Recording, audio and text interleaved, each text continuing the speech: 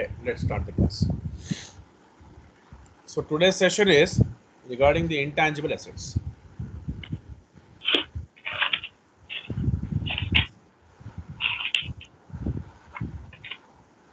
तो ये intangible assets है क्या एक्चुअली? Intangible assets आपके जो भी हैं, these are the assets which do not have a physical substance. Okay, these are actually non-monetary assets.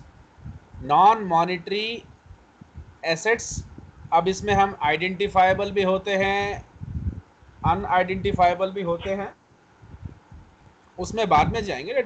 Late us keep it very simple. Assets which are non monetary, non monetary को हम बोल सकते हैं non financial,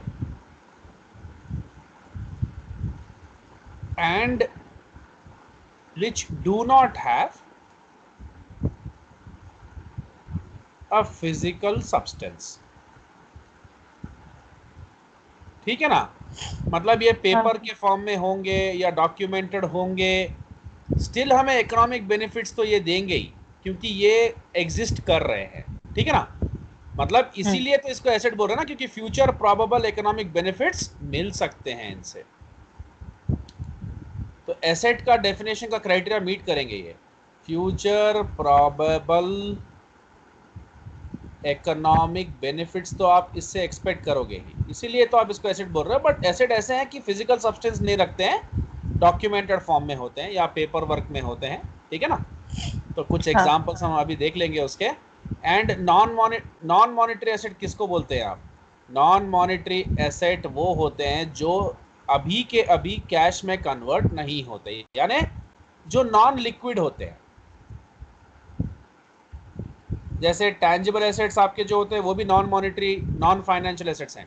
financial assets क्या क्या होंगे? Cash in hand, cash at bank. ठीक है ना? ये सब आपके कैश हैं आपके हाथ में, और शॉर्ट टर्म इन्वेस्टमेंट्स जो इमीडिएटली कैश में कन्वर्ट हो जाते हैं. ठीक है ना? लेकिन ये इमीडिएटली कैश में कन्वर्ट नहीं होते, टाइम लगता है बेचने के लिए, और टैंजिबल एसेट्स को भी टाइम लगता है बेचने के लिए. तो इनके कुछ एग्जांपल्स देख लेंगे, फिर हम अपने टेक्स्ट बुक से भी थोड़ा डिस्कस कर लेंगे. Patents, trademarks, copyrights, franchise agreements, बहुत कुछ आता है बॉस. आपका कस्टमर से रिलेशनशिप, आपका लोगो, बिजनेस का बहुत कुछ है. गुडविल भी बोल देंगे उसकी, उसी को हम गुडविल बोलते हैं, सबका सब कंबाइन करके. ठीक है? ये सब हमारे इनटैंजिबल एसेट्स ही होते हैं. अब इनमें भी दो चीजें हैं आपकी, आइडेंटिफाइबल इंटैंजिबल एसेट्स,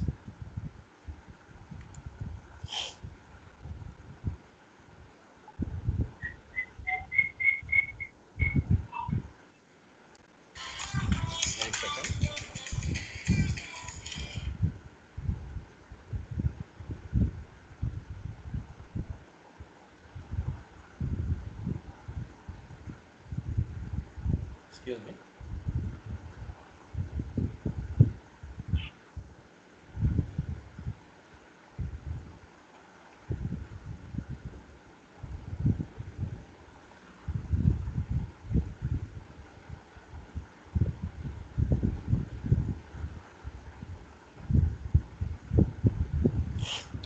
तो आइडेंटिफाइबल इंटैंजिबल एसेट्स और अनआइडेंटिफाइबल इंटैंजिबल एसेट्स. डरो मत, टेंशन लेने की बात नहीं है, ये कोई बहुत ही स्केरी टर्म्स नहीं है. आइडेंटिफाइबल इंटैंजिबल एसेट्स मतलब ऐसे इंटैंजिबल एसेट्स, ये आइडेंटिफाइबल टैंजिबल एसेट्स या इंटैंजिबल एसेट्स वो होते हैं जिनको आप बिजनेस से सेपरेट करके, ठीक है ना, जो बिजनेस से सेपरेबल हैं. ठीक है ना? So identifiable intangible assets are those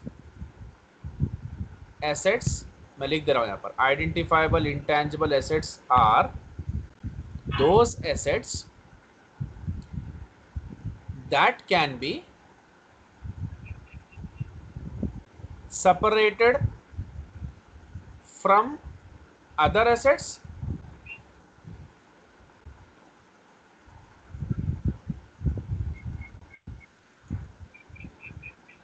separate from other assets.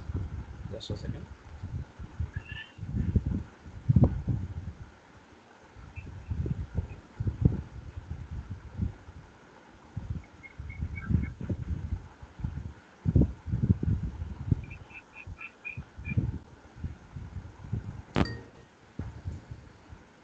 Yeah, let's continue. Hello. Yeah, let's continue, please. So, identifiable intangible assets are those assets that can be separated from other assets and can even be sold by the company. Okay, तो आप एक बात हाँ याद रखो, identifiable intangible assets वो है जो आप अपने कंपनी से अलग, अपनी कंपनी, आपकी कंपनी में ही रहेगा लेकिन आप उसको अलग से किसी को भी बेच सकते हो, ठीक है ना। यानी ऐसा नहीं है कि वो आपकी कंपनी को बेचेंगे तो ही बिकेगा।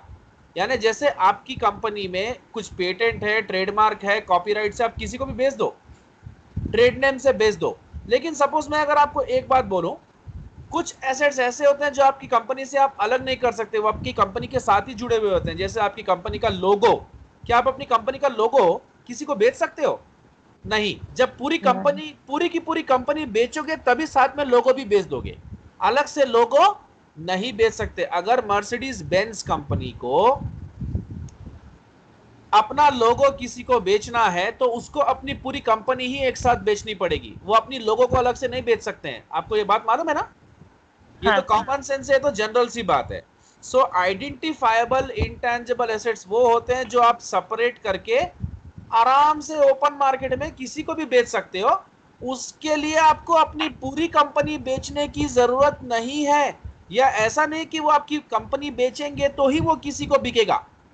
ये आप अलग से भी बेच दो, ये आप अगर बेचने जाओगे तो कंपनी के साथ ही बिकेगा, क्योंकि कंपनी के साथ ही जुड़ा हुआ है और इसकी वैल्यू कंपनी के साथ ही होती है। इसकी वैल्यू आपको बिना कंपनी के नहीं मिलेगी। भाई अगर मर्सिडीज का लोगो ये है, sorry I am very poor at drawing, या टाटा का लोगो ये है, टाटा अगर सिर्फ अपने गाड़ी में से निकाल के किसी को बेचे तो ये तो कचरा है, किसी के लिए भी काम का नहीं है। लेकिन कोई टाटा की कंपनी को खरीद लेगा या मर्सिडीज खरीद लेगा, कंपनी को, पूरी की पूरी कंपनी को खरीद लेगा, तो इस पर्टिकुलर लोगो के ऊपर उसका हक हो जाएगा। यानी अब ये लोगो के भी पैसे कमा सकता है।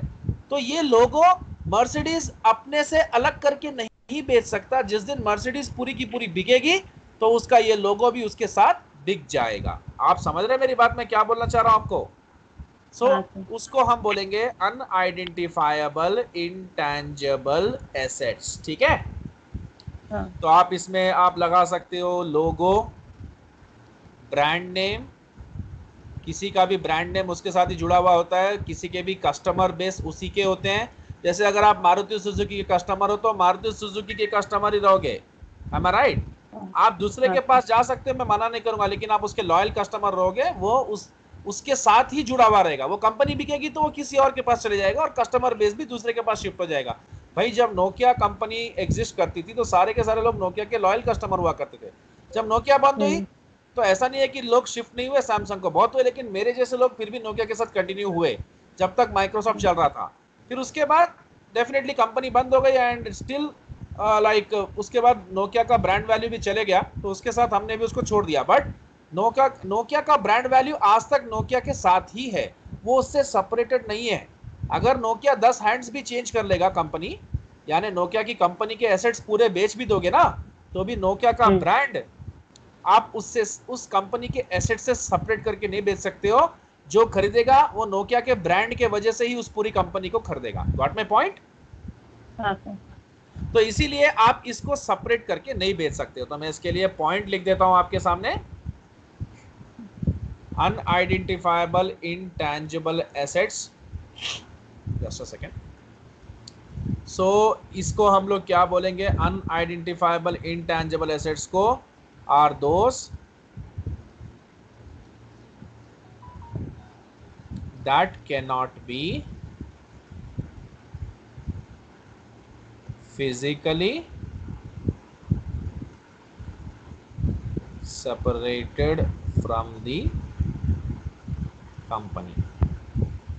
ठीक है, चलो हाँ, now let's understand the further concepts regarding the tangible assets.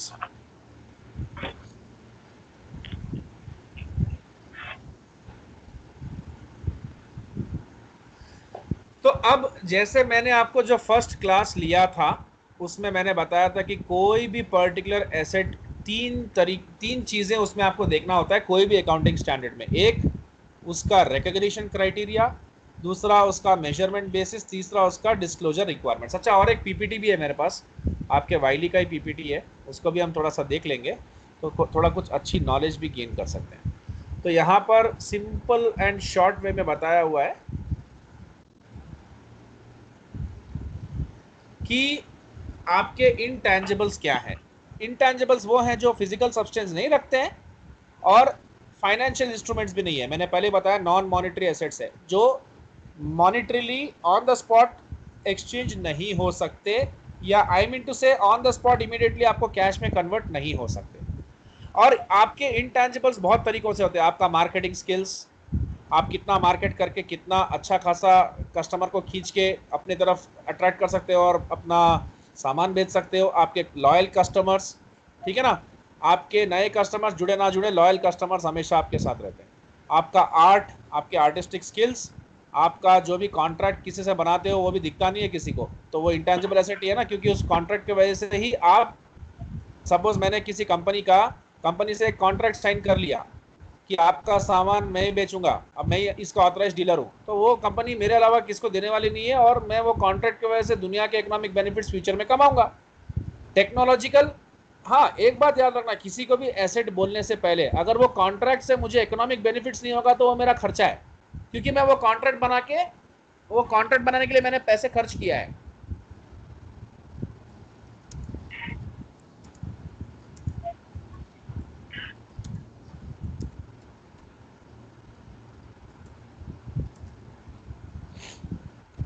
ठीक है, तो खर्चे में और एसेट में फर्क समझना। कोई भी खर्चा एसेट नहीं होता। हर खर्चा आपका लगता है, एसेट्स खरीदने में भी लगता है, लेकिन उस जिस पे भी आप खर्च कर रहे हो उसके दो पहलू है। I already given the like explanation to you what is capitalising and what is expensing. Capitalising क्या होता है, अगर आप एक एसेट खरीदते हो वो आपका खर्चा ही है। मैंने कब आपको बोला कि खर्चा नहीं है, लेकिन वो क्या, किस नेचर का खर्चा है, कैपिटल नेचर का खर्चा है, तो वो बैलेंस शीट में एसेट साइड में जाएगा, क्योंकि वो आपको फ्यूचर में प्रोबेबल इकोनॉमिक बेनिफिट्स देगा।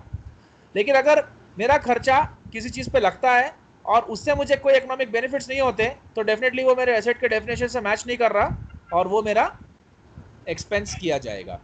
ठीक है, उसके बाद आपका गुडविल भी एक पर्टिकुलर इंटेंजिबल एसेट है। अब नेक्स्ट क्वेश्चन आपको ये उठता है कि आप इन सारे इंटेंजिबल एसेट्स जो भी मैंने आपसे बताया इसको वैल्यू कैसे करोगे बॉस।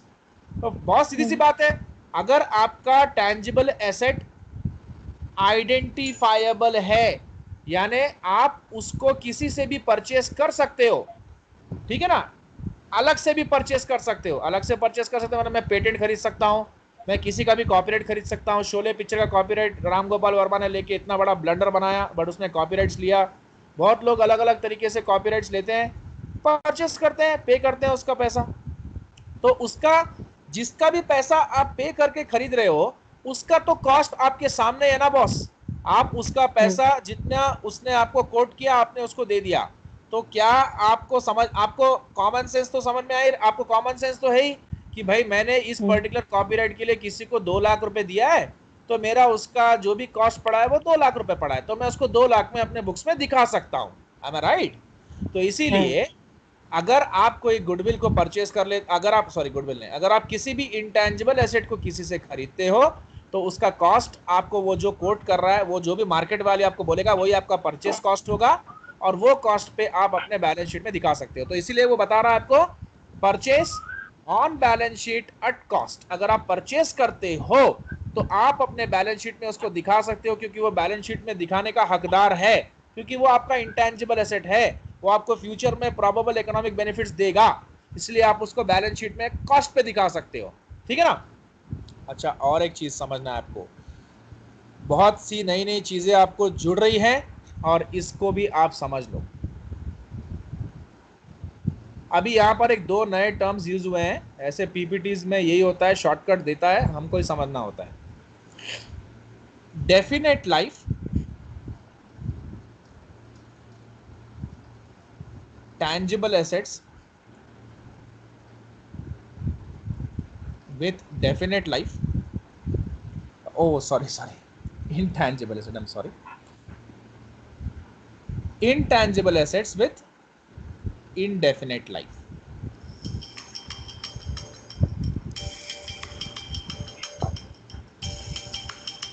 Excuse me.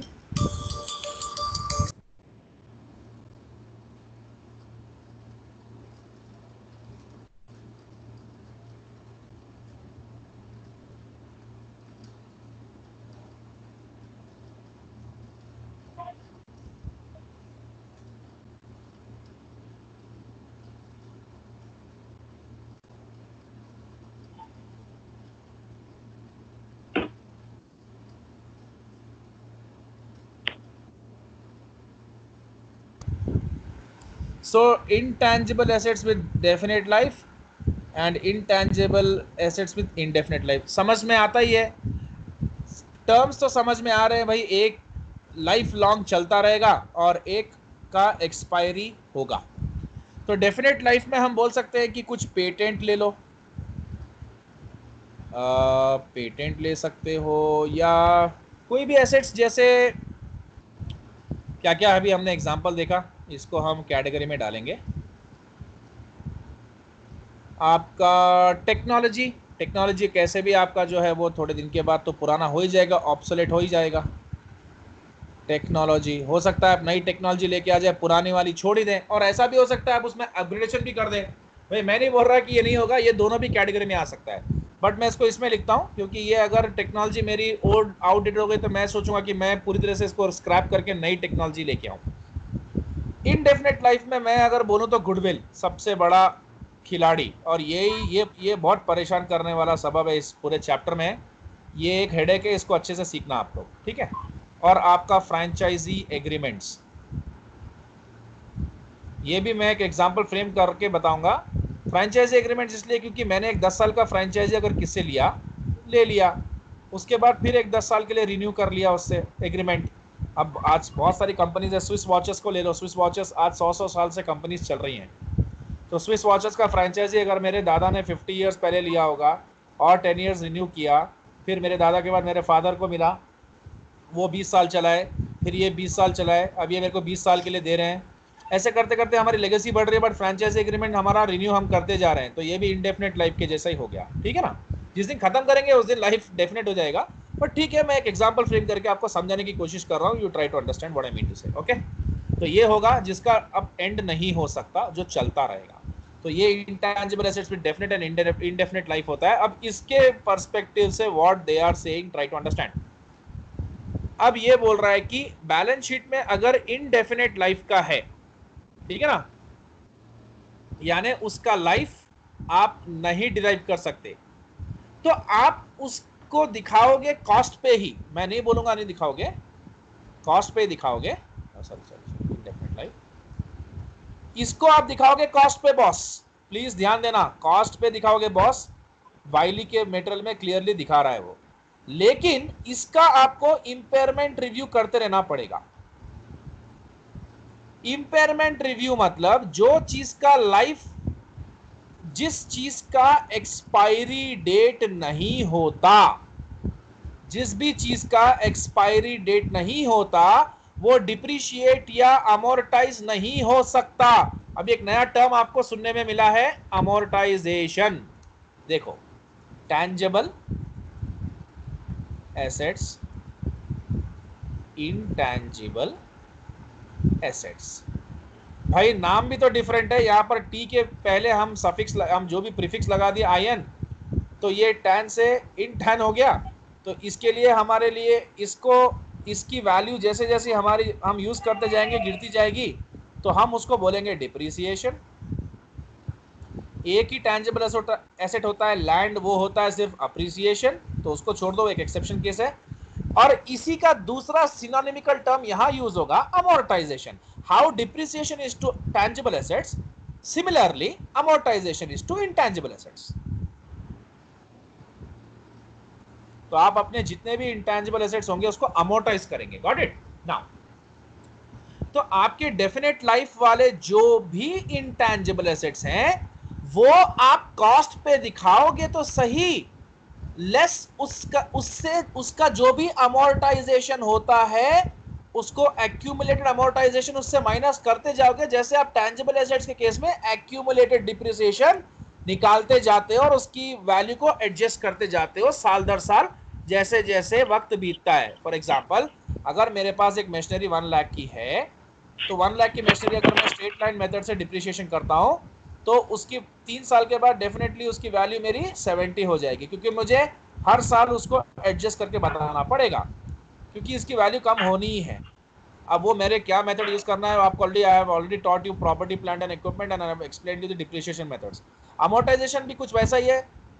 सपोज मैं स्ट्रेट लाइन वे में कर रहा हूँ, 1 लाख का मेरे पास कोई पेटेंट है, 30 निकाल दिया तो 70 समझ लो। तो मुझे इसकी लाइफ को भी, इसका भी मेरे को एडजस्टमेंट करके इसकी वैल्यू आज की डेट में क्या है वो बताना पड़ेगा। तो अगर मैं इसको एक्यूमुलेटेड डिप्रिसिएशन बोल लूँ, इसको एक्यूमुलेटेड अमोर्टाइजेशन बोलूँ तो क्या बुरा है? कोई गलत नहीं है। मतलब मेरा अमोर्टाइजेशन एक्यूमुलेट करके एक साथ निकाल दिया मैंने और मैंने बता दिया आपको।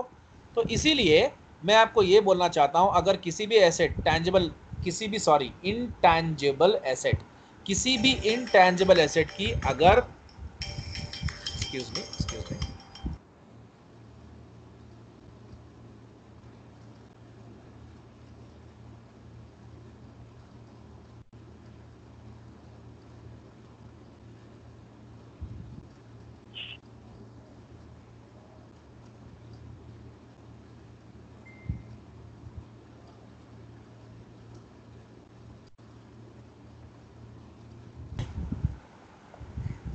Sorry I am getting calls today.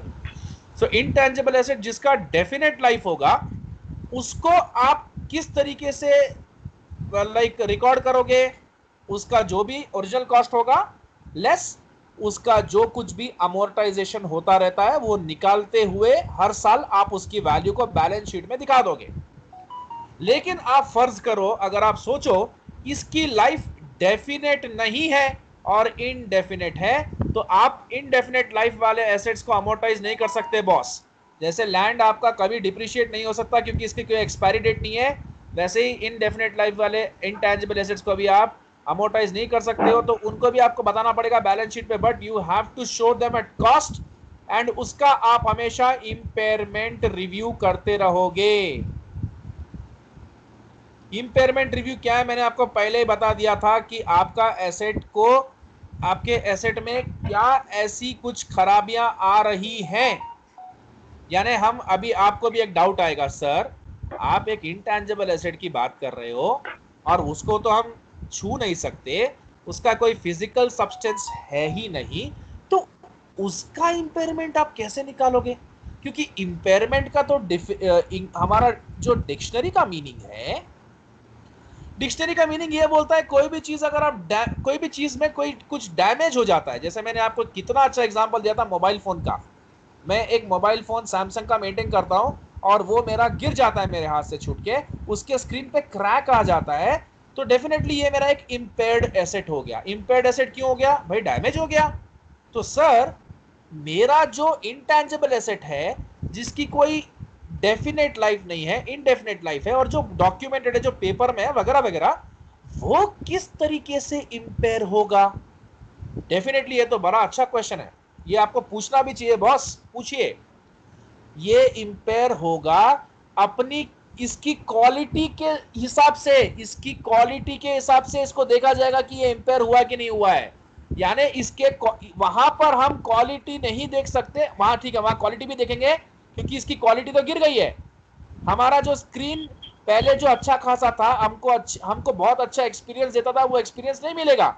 तो वैसे हमारे इंटेंजिबल एसेट्स की भी क्वालिटी में फर्क आता है वक्त के साथ साथ। तो हम क्वालिटेटिव मेजरमेंट करके ये देखेंगे कि हमारा इनडेफिनेट लाइफ वाला इंटेंजिबल एसेट वाकई ही में इंपेयर हो रहा है कि नहीं हो रहा है। डोंट वरी बॉस, आपको एक प्रैक्टिकल प्रॉब्लम भी मैं अभी थोड़ी देर में सिखा दूंगा जिससे आपको पूरा क्लैरिटी आ जाएगा। तो यहां तक आई थिंक मैं आपको पूरा अच्छी तरीके से एक्सप्लेन करने में, कन्वे करने में I am successful. So let's go ahead. तो अब आपके सामने एक और नया टर्म आ रहा है बॉस। अब वो नया टर्म है इंटरनली जनरेट क्रिएटेड। ठीक है, चलो ये भी कोई उतना बड़ा कोई कॉन्सेप्ट नहीं है, ये भी समझ लेते हैं क्या है। देखो यार, अभी आपका जो इनटैंजिबल एसेट है, ठीक है ना बॉस, ये इनटैंजिबल एसेट जो है ये आप परचेस कर सकते हो। ऑफ कोर्स मैं किसी कंपनी, मैं मेरा कंपनी का नाम है सैमसंग। मेरे पास जो भी हार्डवेयर बनाता हूँ उसमें एक्सपर्टाइज है, कैमरा वैमरा सब मैन्युफैक्चर करो भाई, सॉफ्टवेयर नहीं है। सॉफ्टवेयर मैंने इसका जो भी मतलब पेटेंट राइट्स बोलो या जो भी बोलो, या इसका एक म्यूचुअल एग्रीमेंट मैंने बना लिया कि इसको मैं रिक्रिएट करके वो सॉफ्टवेयर को मेरे प्लांट में बना के इसमें मेरे फ़ोन में इंस्टॉल करके बेच सकता हूँ। सपोज मैंने कुछ पेटेंट्स परचेस कर लिया। अगर आप इतना मतलब अगर आप बहुत डीपली जाना चाहते हो सब्जेक्ट में तो थोड़ा न्यूज़पेपर वगैरह पढ़ो।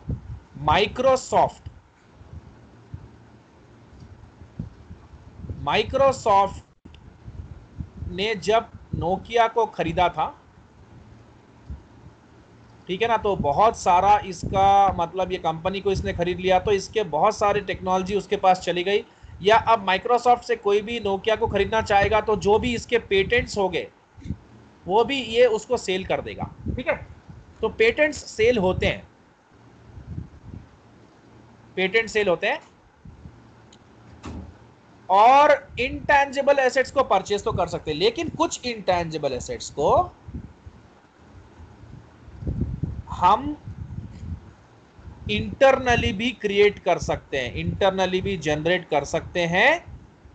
डेफिनेटली इंटरनली जनरेट कर सकते हैं। कैसे कर सकते हैं बॉस, इंटरनली क्रिएट कैसे कर सकते हैं?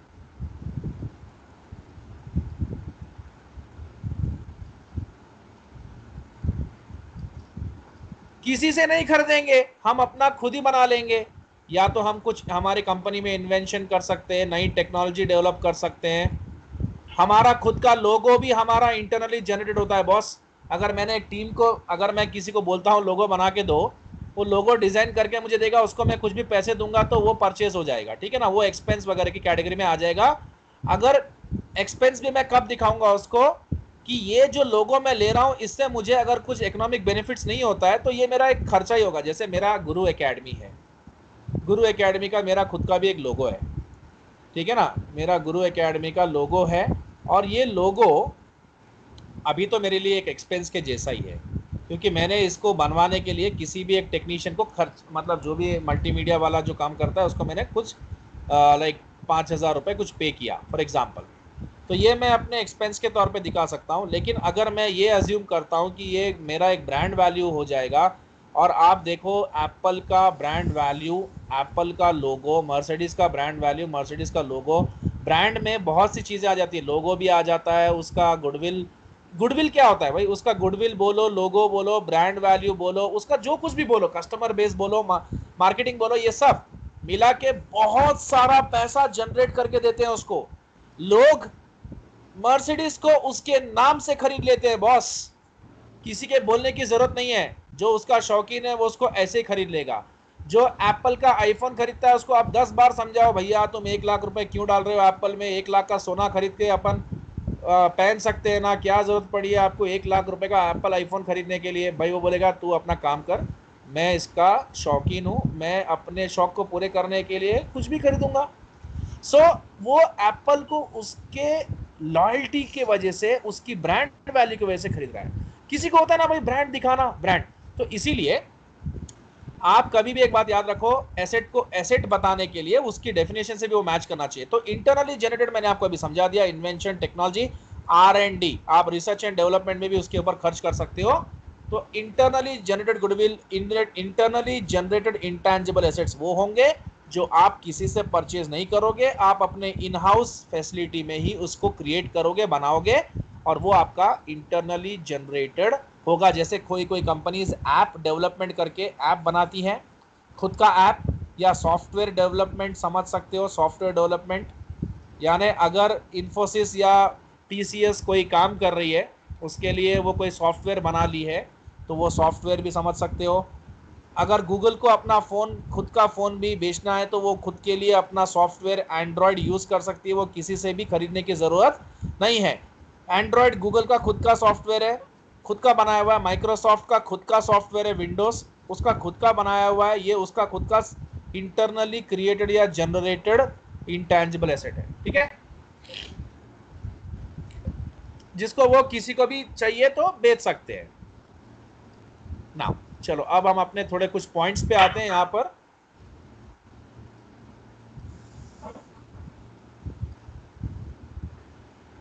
तो अब यहां पर इंटरनली क्रिएटेड हो गया, और इंटरनली जनरेटेड अगर आपका इंटैंजिबल एसेट होगा तो उसको आप कैसे मतलब दिखाओगे, उसकी वैल्यू कैसे करोगे?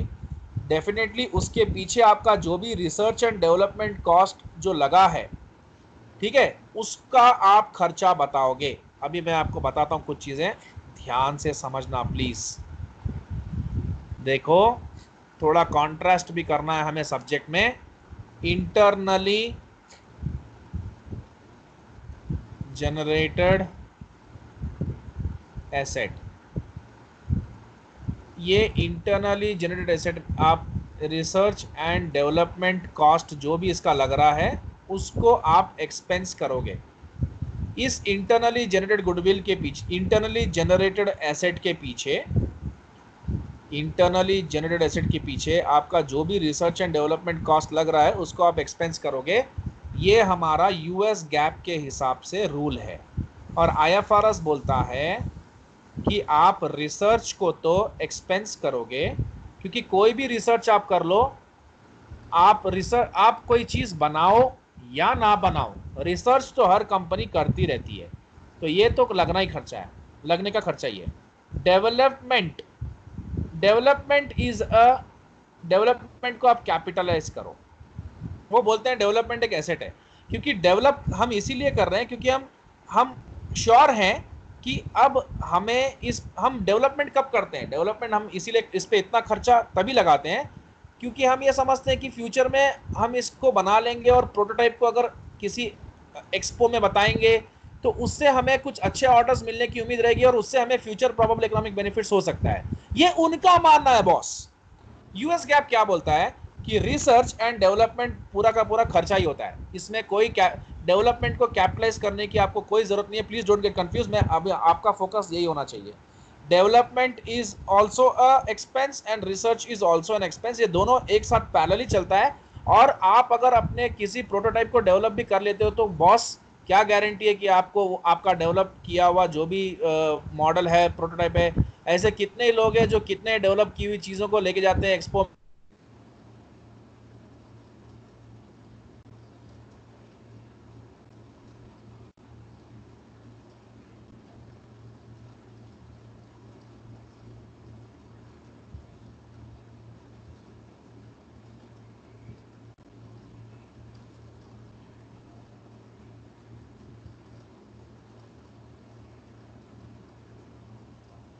हेलो।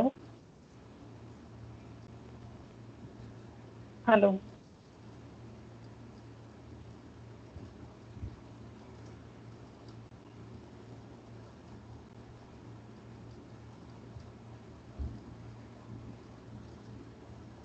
Hello,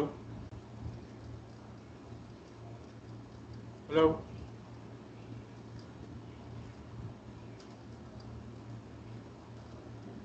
hello, hello.